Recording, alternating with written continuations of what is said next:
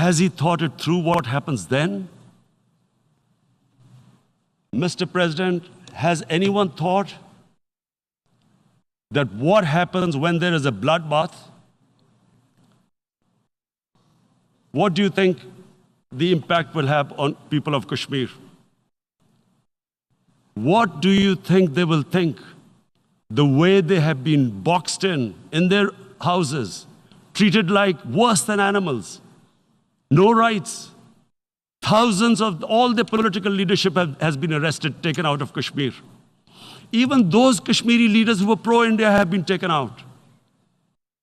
13,000 boys have been picked up and taken to God knows which destinations.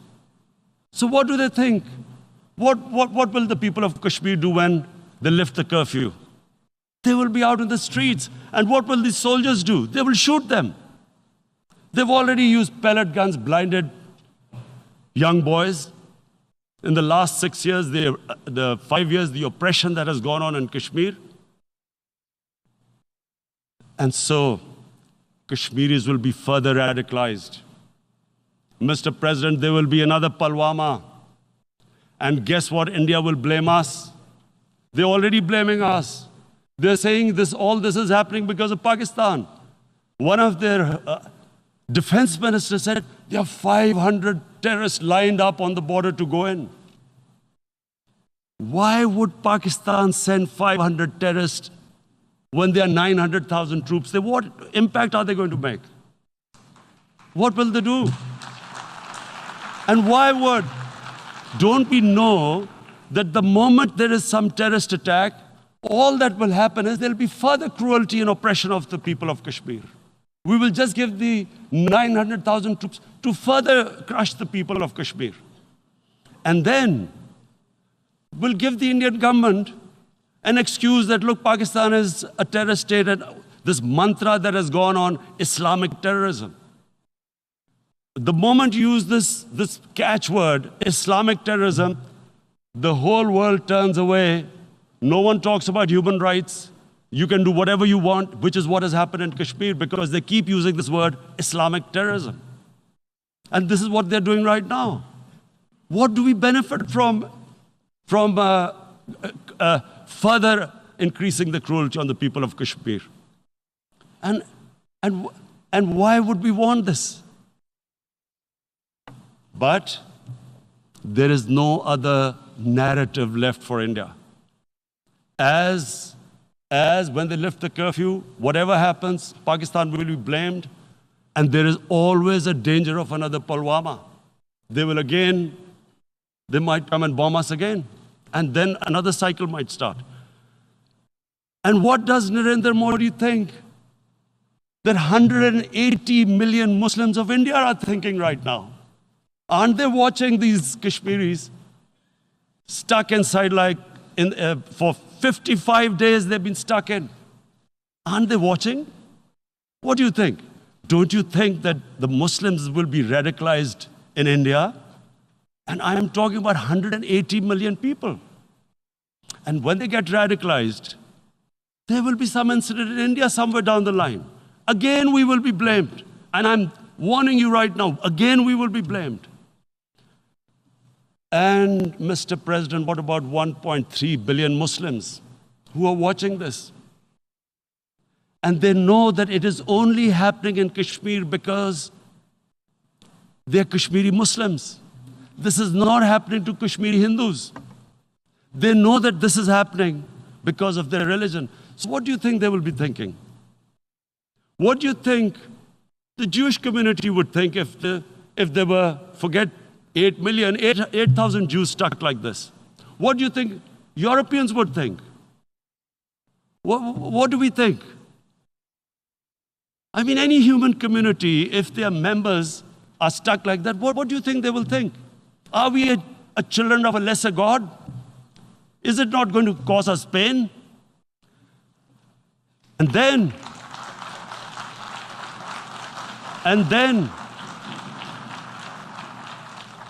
I'll tell you what will happen. People will, in the 1.3 billion Muslims, someone will pick up arms.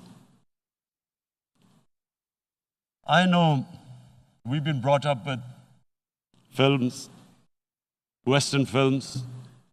This good, decent guy doesn't get justice. He decides to pick up a gun and start seeking justice.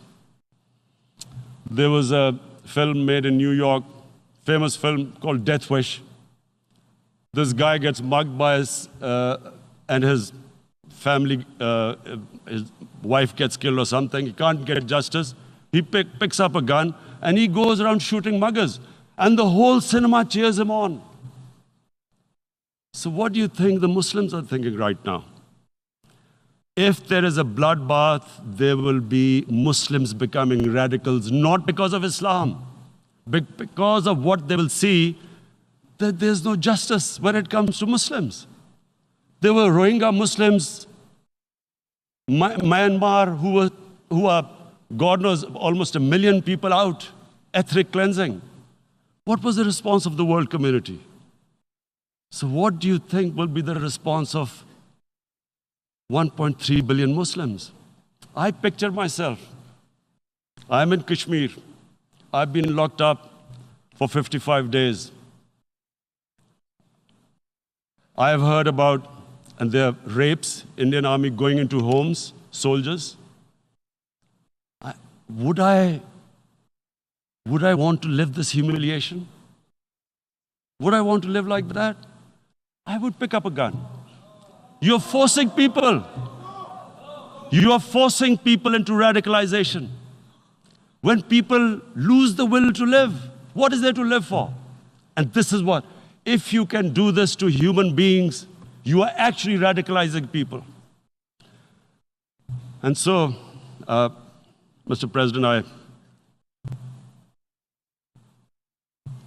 I want to repeat here, this is one of the most critical times.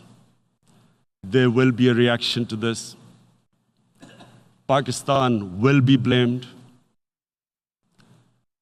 2 nuclear-armed countries will come face to face like we came in February. And before we head in that direction, the United Nations has a responsibility.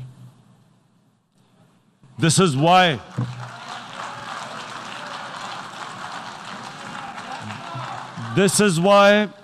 the United Nations came into being in 1945. You were supposed to stop this happening. I feel we are back to 1939, Munich. Czechoslovakia has been taken, annexed. What is the world community going to do? Is it going to appease a market of 1.2 billion, or is it going to stand up for justice and humanity?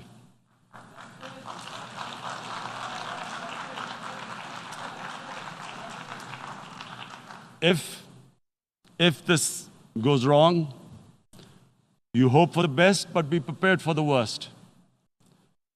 If a conventional war starts between the 2 countries, Mr. President, if a conventional war starts, and anything could happen, but supposing a country 7 times smaller than its neighbor is faced with the choice, either you surrender or you fight for your freedom till death, what will we do? I ask myself this question. And my belief is, La ilaha illallah, there is no God but one. And we will fight. And when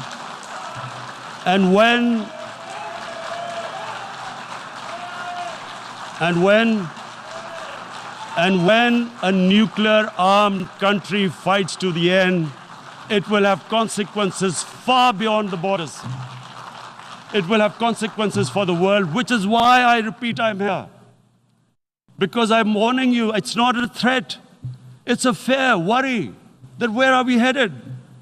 And I've come here to tell the UN, you've got to, this is a test for the United Nations. You are the one who guaranteed the people of Kashmir the right of self-determination. They are suffering because of that. And this is the time. This is the time not to appease like in 1939, appeasement took place. This is the time to take action. And number one action must be that India must lift this inhuman curfew, which has lasted for 55 days.